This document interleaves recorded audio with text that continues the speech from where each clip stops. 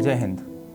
यह मेरे जीवन के उन सबसे कठिन और भावनात्मक क्षणों में से एक है जब शब्द भी मतलब बोलने का मन नहीं कर रहा है और 2-3 दिन हो गए मैं इस टॉपिक पे कोई बात नहीं कर पाया, क्योंकि पिछले कुछ दिन बेहद भारी रहे हैं। एनडीए कैडेट अंतरिक्ष कुमार के निधन ने भीतर तक झकझोर दिया है।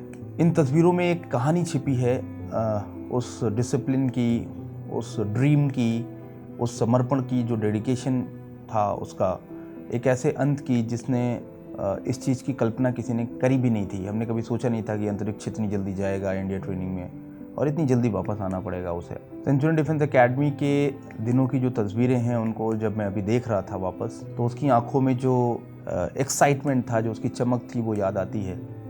उसका जो शार्प माइंड था, उसका जो क्लैरिटी था, उसका जो गोल था, वो उसकी जो क्लैरिटी थी, उसका जो अटूट जज्बा था, और वो जो चीयरफुल फेस था उसका, एक छोटे बच्चे का जो चीयरफुल फेस होता है, वो हर किसी को प्रेरित कर देता था। वह न केवल डिसिप्लिन था, बल्कि एकेडमिक्स की अगर बात करें तो एकेडमिक्स में भी बहुत ही सिंसियर था, ब्रिलियंट स्टूडेंट था।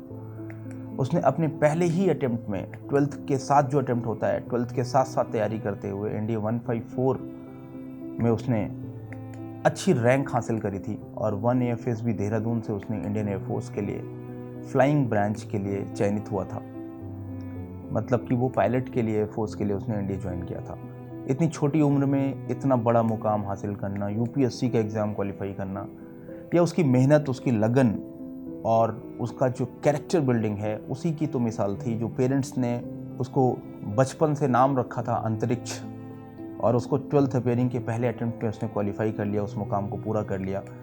वो दिखाता है उसकी दृढ़ता को, वो दिखाता है उसके गोल क्लैरिटी को, कितना विजनरी रहा होगा। और मुझे आज भी याद है कि जब वो मेरे पास लखनऊ आया था, पहली बार रिकमेंडेशन के बाद आया था, तो अपने मम्मी के साथ, पापा तो एडमिशन के समय आए थे, मम्मी के साथ लड्डू लेकर मिलने आया था। सिर्फ 17 साल का बच्चा, लेकिन उसका जो सोच थी, उसका जो व्यवहार था, उसमें एक डिसिप्लिन और मैच्योरिटी भी दिख रही थी। वो एक प्यारा बच्चा था, विनम्र था, बहुत ही एक्साइटेड था, मतलब जिसकी जो स्माइल थी वो सबका दिल जीत ले, ऐसा चेयरफुल कैंडिडेट था वो। वह कोई डिसिप्लिन्ड, जो अंतरिक्ष की अगर मैं बात करूं तो एक साधारण विद्यार्थी नहीं था। मैं उसका मेंटोर रहा हूं, और मैं ये कह सकता हूं कि वो एक वर्सेटाइल पर्सनैलिटी का धनी था। कक्षा में हमेशा वो पहली रो में बैठता था। जब वो क्लास में एसएसबी के सेशंस होते थे, उसमें हमेशा वो पहली रो में बैठता था। हर समय स्माइलिंग फेस, जोवियल नेचर उसका रहता था, ग्रुप में सहज रहता था, कंफर्टेबल रहता था। उसका सोशल इंटेलिजेंस बहुत अच्छा मुझे लगता था। लीडरशिप जो सेंस था वो उसका बहुत ही शानदार था। उसका विजन क्लियर था कि उसको करना क्या है लाइफ में। और हमारे यहाँ एक ऑफिसर इंटेलिजेंस रेटिंग टेस्ट होता है, जिससे कैंडिडेट के ऑफिसर इंटेलिजेंस का पता चलता है। उसमें उसका परफॉर्मेंस पूरे क्लास में सबसे आगे रहता था, और वो हर किसी को पीछे छोड़ देता था जब ऑफिसर इंटेलिजेंस टेस्ट रेटिंग का नोटिस बोर्ड में रिजल्ट लगता था। यह मैं पूरी जिम्मेदारी के साथ ये कह रहा हूँ कि अंतरिक्ष इतना कमज़ोर नहीं हो सकता है। आर्म फोर्सेस में जो सिलेक्शन सिस्टम होता है, जो एसएसबी या आर्म फोर्सेस सिलेक्शन सिस्टम होते हैं, वो बेहद साइंटिफिक और मल्टी लेयर्ड होते हैं, जो किसी भी कैंडिडेट को सिर्फ नॉलेज या उसके परसेंटेज या उसके मार्क्स से नहीं उसको जज करते हैं, बल्कि उसकी जो साइकोलॉजिकल रोबस्टनेस है, उसका जो स्ट्रेस टॉलरेंस का लेवल है, या उसका सोशल जो एडेप्टेबिलिटी है, उसका लीडरशिप पोटेंशियल है, उससे वो परखते हैं।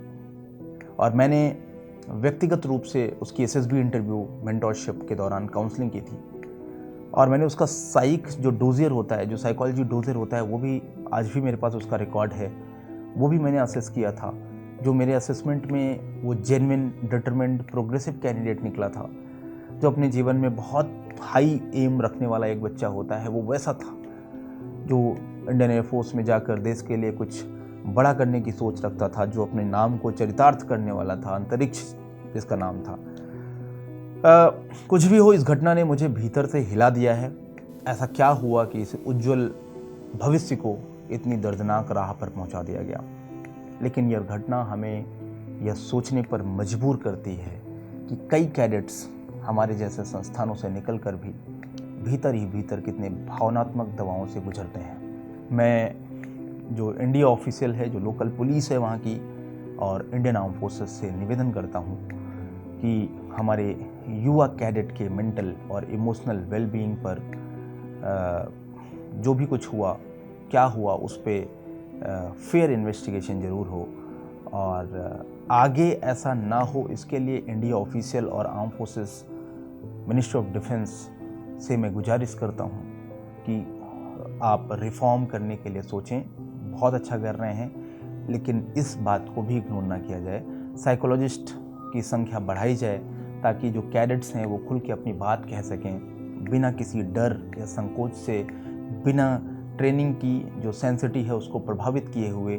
क्या हम कुछ ऐसे एक इकोसिस्टम को डेवलप कर सकते हैं जहाँ पे हर बच्चा, जो स्पेशली जो फर्स्ट टर्मर होता है, और वो बहुत सारे बच्चे जो पहले मतलब सिंगल सन होते हैं अपने पेरेंट्स के, सिंगल डॉटर होते हैं अपने पेरेंट्स के, जब वो जाते हैं तो क्योंकि वो पैम्पर्ड सन होते हैं, उन बच्चों को क्या हम एक एक्स्ट्रा उनको काउंसलिंग सेशन या उनको एक दोस्त की तरह उनसे वहाँ कोई बात करने वाला हो जिससे वो फ्रीली अपनी बात को शेयर कर पाएँ।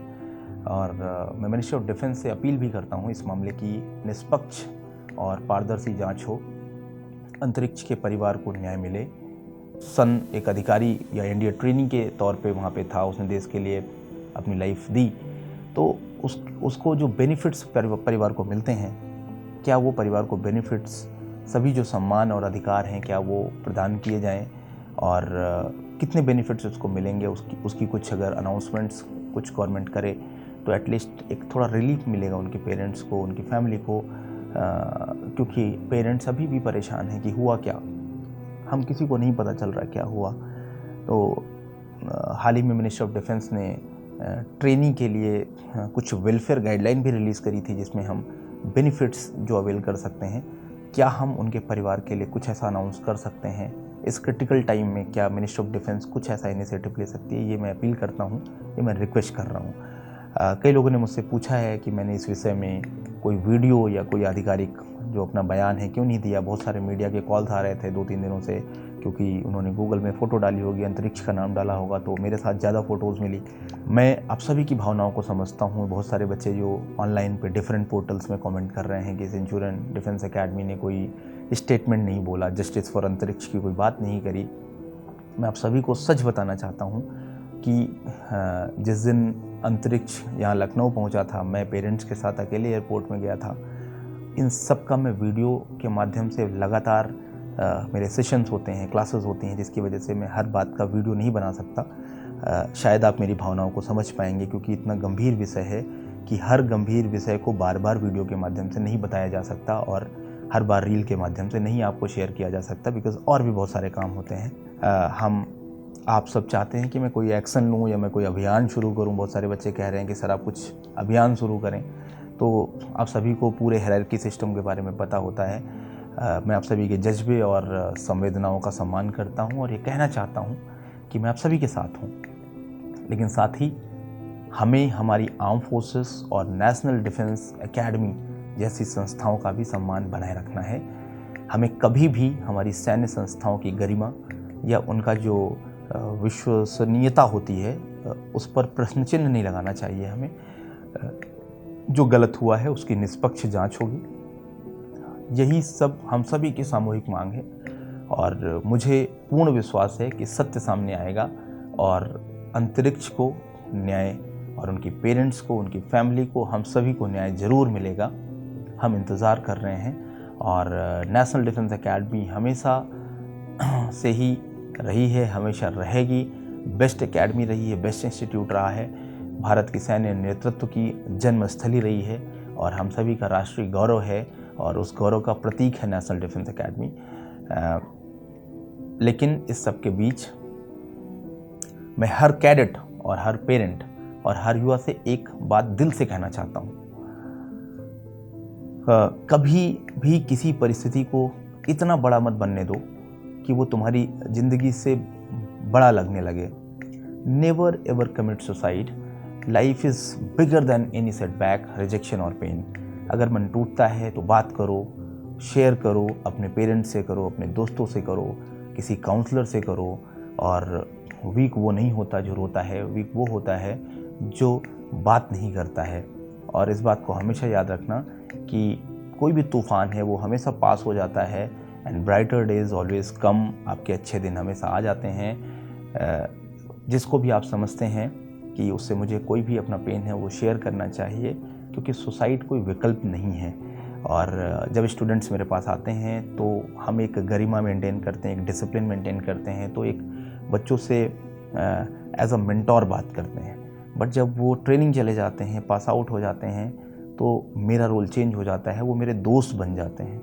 और मैं उनसे बात करता हूँ। ऐसे बहुत सारे बच्चे हैं जिनके अपने पर्सनल कुछ ऐसे इमोशनल एस्पेक्ट्स होते हैं जिस पे मैं पेरेंट्स से, बच्चों से हर महीने जो पेरेंट्स मुझसे इंडिया से कनेक्ट करते हैं, सर ये प्रॉब्लम हो गई, क्या आप हेल्प कर सकते हो। मैं पूरी कोशिश करता हूँ कि डिफरेंट ट्रेनिंग इंस्टीट्यूट्स में एक बार में फ़ोन उठाने की कोशिश करता हूँ। मैं क्लास के अंदर रहता हूँ, एक बार में फ़ोन उठाता हूँ। अगर किसी एकेडमी से किसी बच्चे का इमरजेंसी कॉल आया, हम सभी को ये भी ध्यान में रखना है कि आर्म फोर्सेस कोई करियर नहीं है, ये एक वे ऑफ लाइफ है, जीने का तरीका है। या जो प्रोफेशन है तुम्हें कैरेक्टर, करेज और कमिटमेंट सिखाता है। अगर तुम्हारे अंदर जज्बा है तो ये वर्दी तुम्हें जो पहचान देती है वो लाइफ टाइम तुम्हारे साथ रहती है। So hold on, stay strong and believe you are meant to serve and not to surrender. You are meant to serve, not to surrender. अंतरिक्ष, तुम अब हमारे बीच नहीं हो, लेकिन तुम्हारा जज्बा, तुम्हारी मुस्कान और जो तुम्हारा सपना है वो हर कैडेट में जिंदा रहेगा जो इंडिया की ओर बढ़ रहा है। और हर वो शिक्षक जो अपने विद्यार्थियों में भारत का भविष्य देखता है, मैं हमेशा तुम्हारा गर्वित मेंटोर रहूँगा। अगर कभी किसी बात में कोई भी ऐसी चीज़ हो जिसमें आपको लगता है कि आप ट्रेनी हैं, आप डिफेंस एग्ज़ाम की तैयारी कर रहे हैं, या आप किसी ऐसे मेंटल स्ट्रेस से हैं जो आप किसी से शेयर नहीं करना चाहते हैं, आप मेरे वीडियो को अगर देख रहे हैं तो आप इस बात को ध्यान रखना कि यू आर नॉट अलोन। मेरा नंबर है जो मैं इस स्क्रीन पे दे रहा हूँ, 9795977776, और मेल आईडी में लिख रहा हूँ यहाँ पे। अगर आपको कोई भी ऐसी चीज़ है जिसमें एक एक्सपर्ट काउंसलिंग सेशन आप चाहते हैं, आपको लगता है कि सर मुझे इसका सल्यूशन आप दे सकते हैं तो दे दीजिए, तो आप मेरे इस नंबर पे बता सकते हैं, व्हाट्सएप कर सकते हैं। मैं पूरी कोशिश करूँगा मैं आपको रिवर्ट करने की और ये एहसास कराने की कि आप अकेले नहीं हैं। मैं एज अ फ्रेंड आपके साथ हमेशा हूँ, उन बच्चों के साथ जो लाइफ में देश सेवा करना चाहते हैं, हमारे देश के लिए कुछ अच्छा करना चाहते हैं और वो मेंटल स्ट्रेस में ना रहें। ये हम सभी की जिम्मेदारी है और इस जिम्मेदारी को निभाने के लिए मैं भी तैयार हूँ। With this, thank you. जय हिंद।